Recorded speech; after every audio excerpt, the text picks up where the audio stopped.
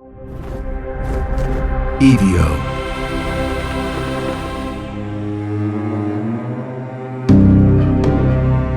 Father Theophilus Riesinger arrived at the Franciscan convent of Perpetual Adoration in Earling, Iowa, on August 18, 1928.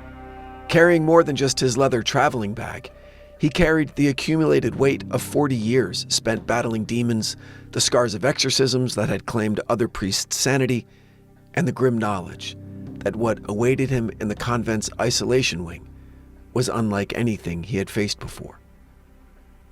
The nuns who greeted him spoke in whispers, their eyes darting nervously toward the upper floors where Anna Ecklund waited. The Mother Superior had already warned him. The woman they call Anna was no longer the devout Catholic who had entered their care 3 days earlier. Something ancient and malevolent had awakened within her during the journey from Wisconsin, as if it sensed that the final confrontation was at hand. "Father," Mother Superior said, her voice barely audible above the evening vespers echoing through the corridors. "She's been asking for you by name. She knows things about your past, about your failures, about priests you've never mentioned to another soul. Whatever dwells inside that woman has been waiting for you." As they climbed the stairs toward Anna's room, an inhuman laugh echoed through the convent. Not the sound of madness, but something far more calculated, far more intelligent.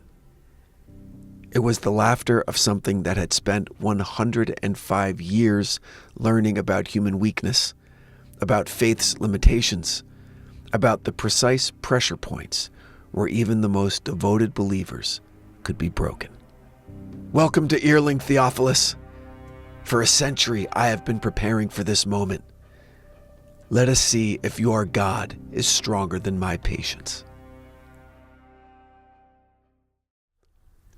This is the story of 23 days that would change the Catholic Church's understanding of evil forever. 23 days when the American Midwest became a battlefield between heaven and hell. When the screams echoing from an Iowa convent could be heard for miles. When the very foundations of faith were tested by forces that predated Christianity itself. This is the final chapter of Anna Ecklund's century-long torment, and the beginning of questions that still haunt the Catholic Church today. Welcome back to The Devil Within. This is episode 2 of Prayers for the Damned, the exorcism that broke the Church's silence. If these stories of faith tested by ancient evil resonate with you, make sure you're subscribed to The Devil Within and leave us a review.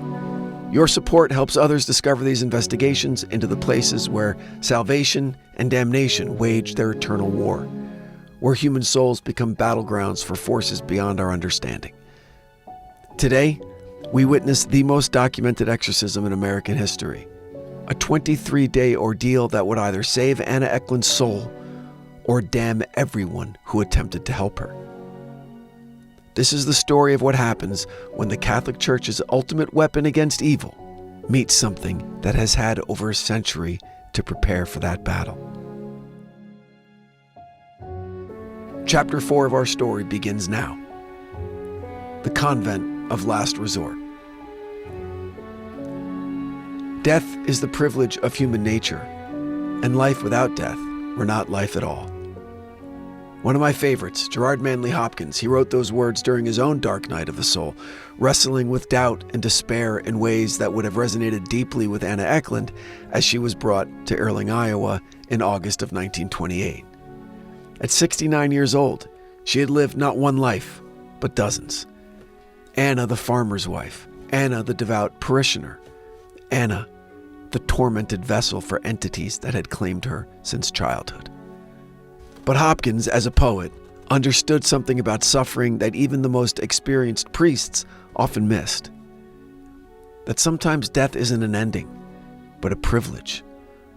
A mercy denied to those who are trapped between worlds. Father Theophilus Riesinger was the Catholic Church's weapon of last resort against demonic possession. Born in Bavaria in 1868, He had immigrated to America as a young priest and quickly gained a reputation as someone who could succeed where others had failed. Over 4 decades, he had performed dozens of exorcisms across the Midwest, developing techniques that combined traditional Catholic ritual with an almost scientific approach to spiritual warfare. But Anna Ecklund presented a case unlike any in his extensive experience. The preliminary reports that had reached Riesinger painted a picture of a possession so severe, so entrenched, that local priests had refused to attempt exorcism. Anna's episodes had become so violent that she could no longer be safely housed in her own home. During one incident, she had demonstrated supernatural strength by lifting a solid oak dining table above her head and hurling it across the room. During another, she had spoken continuously for 14 hours, in what linguists later identified as ancient Aramaic, reciting what appeared to be detailed accounts of events that had occurred in Palestine during the time of Christ. Most disturbing of all were the voices. Anna didn't speak with one demonic entity. She hosted what appeared to be an entire council of the damned. Witnesses reported hearing conversations between multiple distinct personalities, each with its own accent, its own base of knowledge, its own particular form of malevolence. The Franciscan convent of perpetual adoration in Earling had been chosen as the site for the final exorcism because of its isolation. The nearest neighbor was almost 2 miles away, separated by cornfields and prairie that would muffle even the most dramatic supernatural disturbances. The convent itself was built like a fortress, with thick stone walls and small windows that could be shuttered against whatever might try to escape during the ritual. When Anna arrived on August 15th, she appeared deceptively normal. Thin and frail, she moved with the careful gait of an elderly woman whose body had been worn down by decades of struggle. She spoke politely to the nuns, thanked them for their hospitality, even joined them for evening prayers in the chapel. But the Mother Superior noticed troubling signs from the very beginning. Animals on the convent grounds became agitated in Anna's presence. The chickens refused to leave their coop. The convent cat just disappeared entirely. And the old horse they used for farm work developed a nervous condition that made him impossible to handle. More disturbing were the dreams that began affecting the nuns immediately after Anna's arrival. Sister after sister reported nightmares filled with burning children, blasphemous masses conducted by priests with no faces, and visions of the convent chapel running red with blood. My own heart let me have more pity on. Let me live to my sad self hereafter kind. Hopkins knew immediately the exhaustion of spiritual warfare, the toll that battling one's own demons could exact on the human soul. The nuns at Earling were about to discover that battling someone else's demons could be infinitely worse. Father Riesinger arrived on August 18th and immediately began his preliminary examination of Anna. And what he found confirmed his worst fears. The woman sitting across from him in the convent's simple parlor was not one person, but a battlefield where multiple entities competed for control. During their first conversation, Anna's personality shifted 17 times in the span of an hour. She would begin speaking in her own voice, soft and apologetic, and then suddenly, bang, her posture would change, her facial expression would harden, and a completely different person would be addressing him through her. There was Jacob Schmidt, Anna's father, whose spirit had apparently been bound to his daughter's torment as punishment for his earthly crimes. Now, when Jacob spoke through Anna, his voice carried the thick Austrian accent of his homeland, and he would weep as he confessed his sins in excruciating detail, begging Riesinger for forgiveness that could never be granted. There was Mina, the Austrian witch who had orchestrated the original cursing, her voice filled with ancient malice and supernatural knowledge. Now, when Mina controlled Anna's voice, she would describe ritual practices that predated Christianity. She would speak of gods whose names had been forgotten for millennia, and she would offer Riesinger power beyond his imagination if he would only abandon his faith and join her in darkness. But easily most terrifying of all was the entity that called itself Judas Iscariot, not claiming to be the actual betrayer of Christ, but something that had taken that name and fed on that particular brand of treachery for 2,000 years. When this Judas spoke, Anna's voice would drop to barely above a whisper, but every word carried the weight of absolute authority, absolute knowledge of human weakness. "I know you, Theophilus Riesinger," Judas would whisper. "I know every doubt you've carried, every moment you've questioned your calling, every night you've wondered if the God you serve is truly stronger than the forces you fight. Tell me, shall I tell the good sisters about the exorcism in Milwaukee when you arrived too late and found the family butchered by their own possessed daughter? Shall I describe how you wept afterward, how you begged your superior to release you from this work?" Riesinger, his face pale but his voice steady, would respond with Latin prayers, with invocations of divine protection, with rituals designed to silence demonic voices. But nothing worked for long. The entities inhabiting Anna seemed to feed on his attempts to cast them out, growing stronger with each prayer, more mocking with each holy invocation. On August 20th, Riesinger made the decision to begin the formal exorcism ritual. He'd hoped that the preliminary blessings and prayers might, weaken whatever held Anna captive, but it became very clear that these entities had no intention of releasing their century-old prize without the most desperate spiritual warfare. The ritual began at dawn on August 21st, 1928, with Anna strapped to a reinforced bed in the convent's isolation room. What followed would test the faith of everyone present in ways that no seminary training could have ever prepared them for. The moment that Riesinger opened his ritual book and began the opening prayer, Anna's body began to levitate 6 feet above the bed, held suspended by invisible forces while her restraints hung empty below.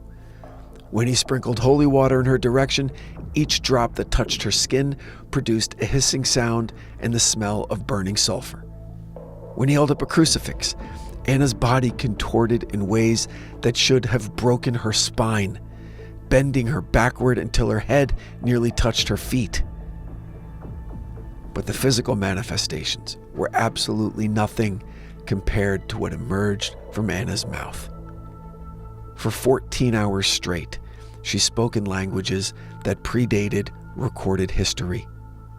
Her voice amplified to supernatural levels that made the convent's windows rattle and could be heard clearly in the town of Earling, 2 miles away. She revealed secrets about the priests and nuns present that no earthly intelligence could possibly have known, and described in graphic detail the deaths of saints and martyrs, prophesied events that would come to pass decades in the future. I wake and feel the fell of dark, not day. What hours, oh, what black hours we have spent.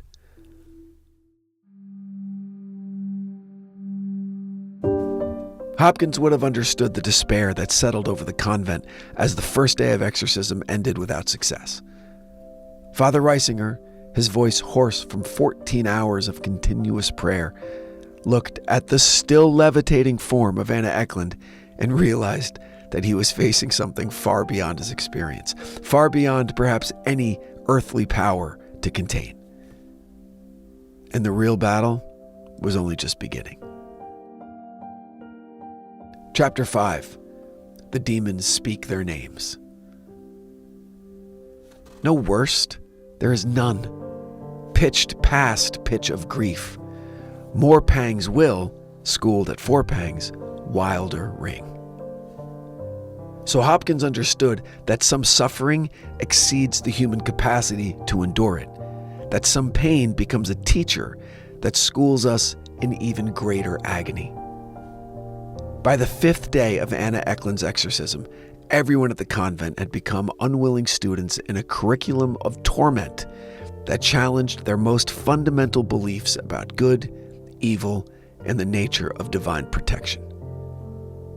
The ritual had evolved into something far beyond traditional Catholic exorcism. Father Riesinger found himself engaged not in casting out a single demonic presence, but negotiating with what appeared to be an entire hierarchy of supernatural entities, each with its own agenda, its own knowledge, and its own particular method of psychological warfare. Jacob Schmidt's spirit had become the most cooperative of Anna's tormentors, maybe because his suffering in the spiritual realm had taught him something about the consequences of his earthly choices. When Jacob controlled Anna's voice, he would provide Riesinger with detailed accounts of the original cursing, describing the rituals that Mina had performed, the specific invocations she had used, the precise spiritual doorway she had opened to allow demonic entities access to his daughter's soul. Father, Jacob would weep through Anna's mouth, his Austrian accent thick with centuries of accumulated guilt. I thought I was only satisfying my flesh. I didn't understand that Mina was using my desires to damn my child's soul. She told me the price was temporary, a few moments of pleasure in exchange for my daughter's innocence. But the debt compounded, Father. Each assault on Emma only made her more vulnerable to demonic possession. Through Jacob's confessions, Riesinger began to understand the sophisticated spiritual warfare that had been waged against the Schmidt family. Mina, the witch, hadn't simply cast a curse. She had orchestrated a multi-generational campaign designed to create the perfect vessel for demonic habitation. Emma's abuse had created the initial crack in her spiritual defenses. Her father's involvement with occult practices had widened that crack into a doorway. The community's rejection and the church's repeated failed exorcisms had expanded the doorway into a highway for supernatural entities seeking earthly residence. But Jacob's revelations were interrupted whenever Mina herself seized control of Anna's voice. The ancient witch spoke with authority that predated Christianity, describing spiritual realities that made even Riesinger question his understanding of the cosmic order. "Foolish priest," Mina would hiss, Anna's face contorting into expressions that belonged to someone decades younger and infinitely more malevolent. "You think this is about one child's suffering? You think we spent a century tormenting this vessel for mere entertainment?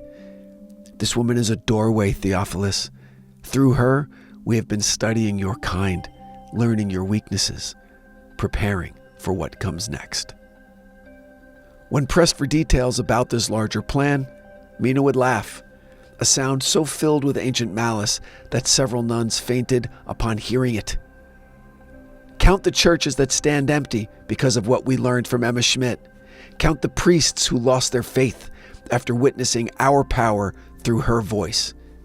Count the families who turned away from your God when they realized that he could not protect a child from her own father. This one vessel has taught us how to crack the faith of thousands. And oh, we are just beginning." But it was the entity calling itself Judas Iscariot that provided the most chilling insights into the nature of spiritual warfare. When this Judas spoke, Anna's voice would become eerily calm, almost scholarly, as if delivering a lecture on supernatural theology to particularly slow students. "You misunderstand the nature of betrayal, Father Riesinger," Judas would explain with terrifying patience. "Betrayal is not an action. It's a relationship.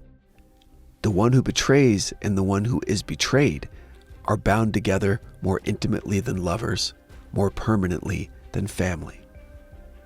When that Austrian woodcutter betrayed his daughter's trust, he created a spiritual bond that even death cannot break, and that time cannot heal. Oh, and that your rituals can't dissolve." The theological implications of this statement horrified Riesinger. If betrayal created permanent spiritual bonds, then Anna was not simply possessed. She was eternally linked to the source of her original violation. Casting out the demons wouldn't free her. It would only temporarily relocate them. "You begin to understand," Judas continued, somehow aware of Reisinger's growing despair. "This vessel cannot be cleansed because her contamination is structural, not superficial. The abuse she endured didn't invite us in. It made us part of her spiritual architecture. To remove us would be to remove the foundational trauma that defines her existence. She would simply cease to exist." As the exorcism entered its second week, the physical toll on everyone present became severe. Father Riesinger had lost nearly 20 pounds and developed a persistent tremor in his hands. The nuns were suffering from chronic insomnia, plagued by nightmares that seemed to bleed into their waking hours. Several had requested transfer to other convents, unable to endure the constant exposure to supernatural malevolence. But it was Anna herself who bore the worst of the spiritual combat. Her body had become a battlefield where cosmic forces waged war, using her flesh as their weapon. She would go days without food or water, sustained by energies that had nothing to do with human physiology. Her hair had turned completely white. Her eyes had developed a permanent red tinge that made direct eye contact almost impossible. Most disturbing of all were the physical transformations that occurred during the most intense moments of possession. Anna's face would shift, taking on the features of Jacob Schmidt, of Mina, of people the observers had never seen but recognized as authentic historical figures. Her voice would change, not just in tone, but in fundamental structure, as if different vocal cords were being utilized. On September 10th, the 19th day of the exorcism, something unprecedented occurred. Anna's body went completely silent and still for nearly 6 hours. So completely motionless that Riesinger checked multiple times to ensure that she was still breathing, that she still had a pulse. And when she finally stirred, it was to speak in her own voice for the first time in weeks. "Father," she whispered, her words barely audible. "I can see them all now. Every person that they've touched through me. Every family they've destroyed using my voice. Every priest who lost his calling after failing to help me. The spiritual web they've woven using my suffering stretches across continents, across generations. I'm not just one possessed woman. I'm the center of a network of spiritual corruption that they've been building for over 100 years." She paused, tears streaming down her ravaged face. "Father, I think I need to die. Not my body, that's just meat now, but the part of me that they're using as their anchor to this world. I need to find a way to die spiritually so completely that there's nothing left for them to possess."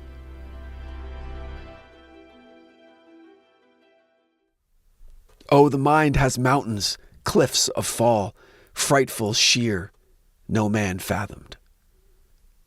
Hopkins understood the geography of despair that Anna was describing, the vertiginous spiritual heights from which the only escape might be a fall so complete that even demons couldn't follow. Father Riesinger, faced with a request that challenged everything he believed about salvation and spiritual warfare, would spend the next 4 days in prayer and fasting, seeking divine guidance for a problem that seemed to have no solution that didn't involve the destruction of the very soul that he was trying to save. The answer, when it came, would be more terrible than anyone could have imagined.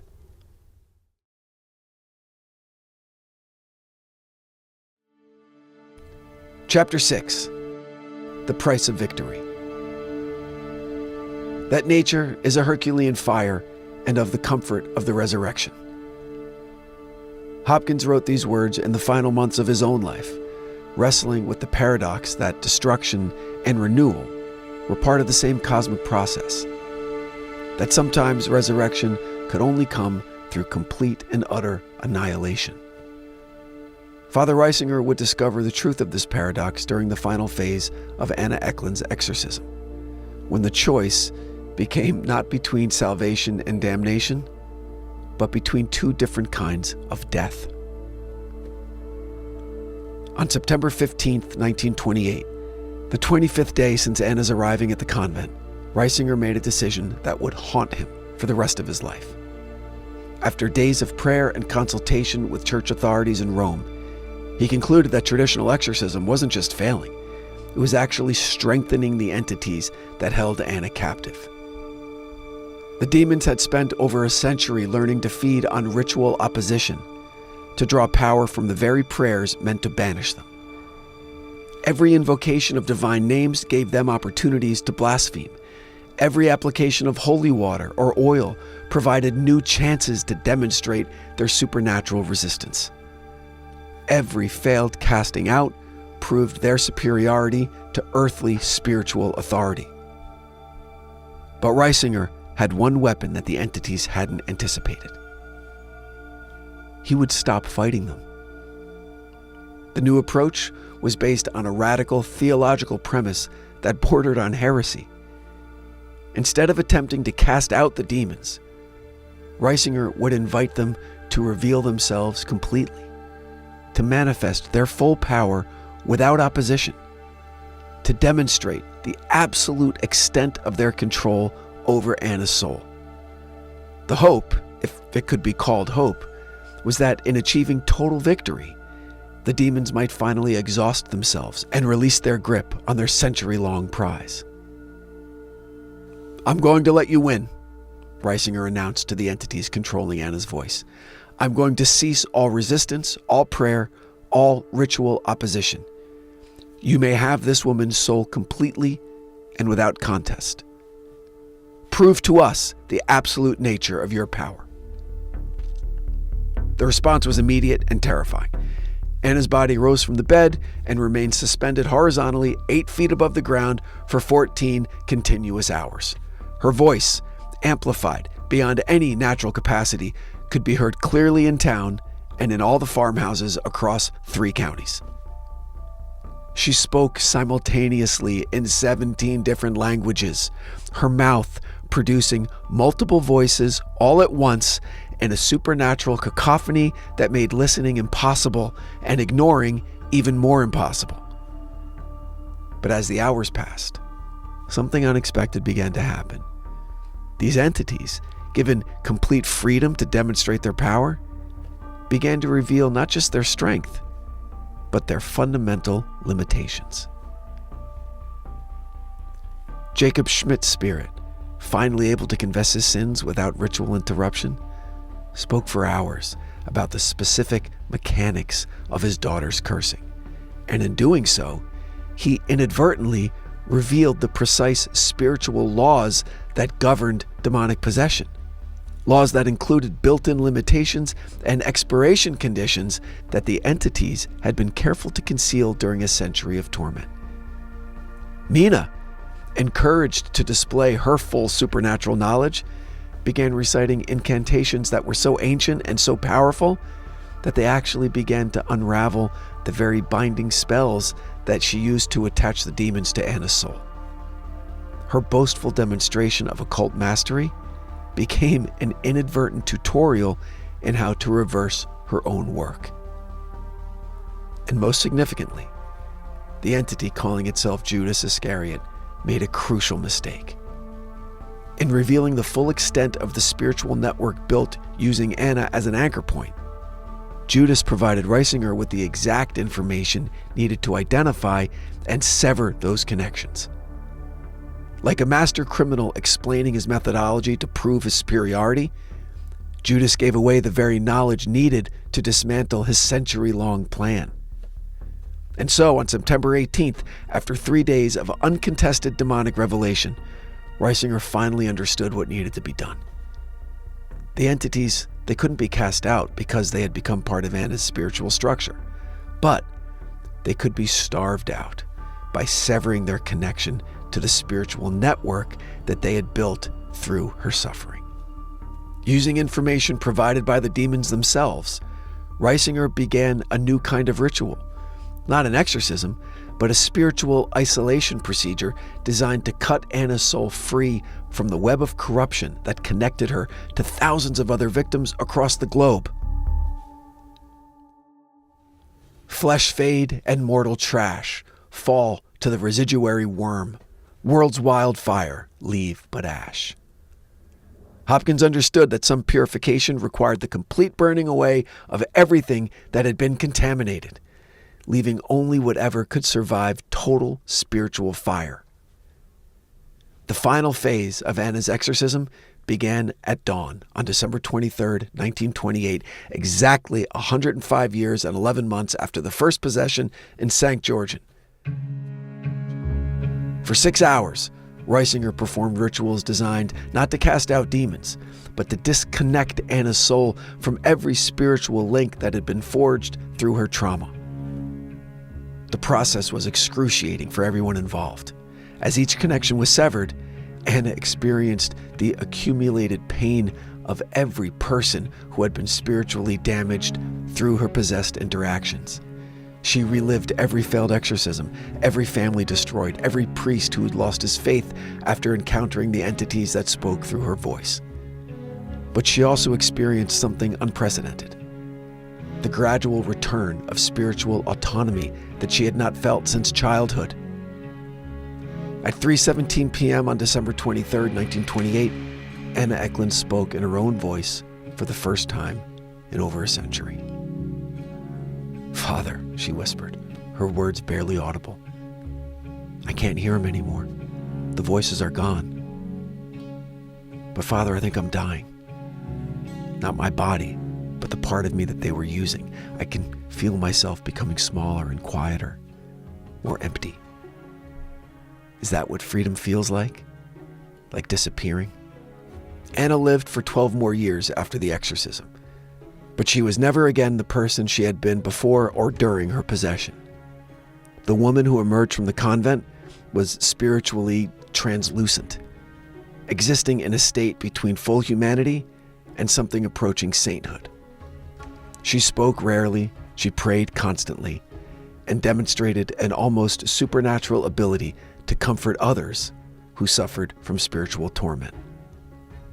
She died peacefully in 1941, her last words reportedly being, "Finally, I can rest." But the story didn't end with Anna's death. Within months of her passing, reports began emerging again from St. George in Austria. The Schmidt cottage, abandoned since the family's emigration in 1841, had become a site of supernatural activity. Visitors reported hearing children crying in empty rooms, seeing apparitions of a young girl being chased through the forest, finding strange symbols carved into trees around the property. Local church authorities investigated and discovered something troubling. While Anna had been freed from her demons, the spiritual network they had built using her as an anchor point had not completely collapsed. Isolated nodes of supernatural activity persisted in places where the possessed Anna had visited, where failed exorcisms had been attempted, where families had been destroyed by encounters with the entities speaking through her voice. In a flash, at a trumpet crash, I am all at once what Christ is, since he was what I am. Hopkins understood the mystery of resurrection, that sometimes salvation creates not restoration, but transformation into something entirely new, something that bears little resemblance to what came before. Anna Ecklund had been saved, but the price of her salvation was the complete dissolution of her original self. What remained was something pure but insubstantial, holy but hollow, free but forever marked by the century of torment that had carved away everything recognizably human. Gerard Manley Hopkins spent his final years wrestling with the terrible arithmetic of spiritual warfare. The recognition that some victories cost more than defeats, that some salvation requires the complete destruction of whatever is being saved. Anna Ecklund's exorcism succeeded, but it succeeded by acknowledging that the woman who had been possessed for over a century no longer existed in any meaningful sense. The demons were cast out not through strength, but through surrender. Not by fighting the darkness, but by letting it reveal its own limitations. Father Riesinger's radical approach, allowing evil to demonstrate its full power, exposed the fundamental truth about spiritual corruption, that it contains within itself the seeds of its own destruction, that absolute power inevitably overreaches and exposes its own weaknesses. But Anna's story forces us to confront an uncomfortable question about the nature of salvation itself. If the process of being saved requires the complete destruction of whoever we were before our suffering, are we truly rescued? Or are we simply replaced by something else entirely? Anna Ecklund died spiritually free but existentially empty, her decades of torment having carved away not just her demons, but her humanity itself. The Catholic Church learned something from Earling that it has never officially acknowledged: that some possessions cannot be cured because they're not diseases. They're transformations. Some souls become so entwined with their suffering that removing the pain means removing the person. Anna Ecklund was saved, but Anna Ecklund also ceased to exist. Hopkins wrote, "What I do is me, for that I came." But what happens when what we do or what is done to us becomes so fundamental to our identity that removing it removes us entirely? Anna's story suggests that sometimes salvation isn't rescue but replacement, not healing, but complete spiritual reconstruction. The demons that tormented her for 105 years are gone, but in their absence, so is any recognizable trace of the 14-year-old girl from St. Georgian who first called out for help on a winter night in 1923. Whether this constitutes victory or simply another form of tragedy remains a question that haunts the Catholic Church, and should haunt all of us who believe that every soul can be saved.